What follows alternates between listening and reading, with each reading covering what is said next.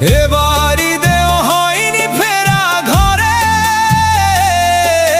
প্রিয়জন ছাড়া ঈদ কাটে মোর একলা অচিনপুরে। নিঃসঙ্গতা কুরে কুরে খায় তবুও মুখে হাসি, আমি যে প্রবাসী, আমি যে প্রবাসী। সবাই ভাবে প্রবাস মানেই রঙের দুনিয়া, কেউ তো দেখে না এই বুকে কি যে যন্ত্রণা। তবুও ভালো থাকুক তারা যাদের আমি ভালোবাসি, আমি যে প্রবাসী।